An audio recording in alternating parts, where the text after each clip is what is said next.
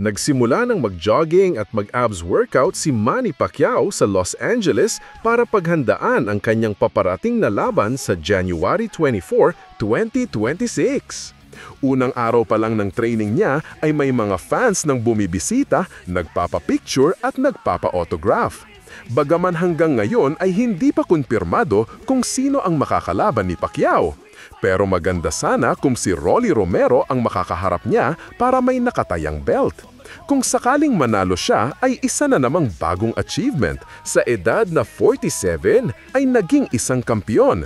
46 pa lang siya ngayon pero malapit na rin siyang mag-birthday sa darating na December 17. Sa iba pang balita, sa nakaraang laban ni Dakota Ditcheva kontra kay Sumiko Inaba ay panalo siya sa pamamagitan ng unanimous decision.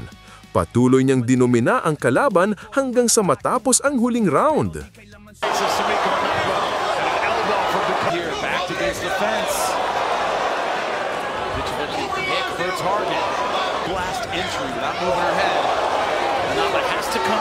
Inaba doing a better job than most opponents do of minimizing damage, but the damage so far in this fight, it's been one-way traffic. Oh, nasty beautiful from Dakota, and a flurry down to the body. Here's the elbow, back elbow.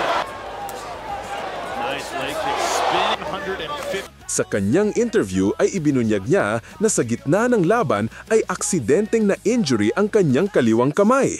Sa tagumpay na ito ay nanatiling undefeated si Ditcheva at umabante ang kanyang MMA record sa 15-0 na may 12 knockouts, 1 submission at 2 decisions. Samantala, muling nagkaharap sina Joshua Pasio at Yuya Wakamatsu para sa isang face-off sa Tokyo, Japan. Sinabi ni Pasio sa post ni Nisi Ikashano na siya ay naging strawweight champion sa mahabang panahon pero ang kanyang mentalidad ay hindi nagbabago. Sa tuwing papasok siya sa laban ay lagi niyang iniisip na siya ang challenger.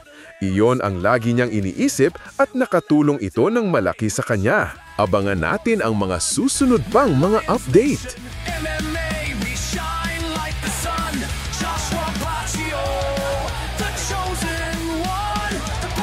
Just begun. Para sa bayan, para sa pamilya, para sa Lions Nation, MMA. Tuloy ang laban.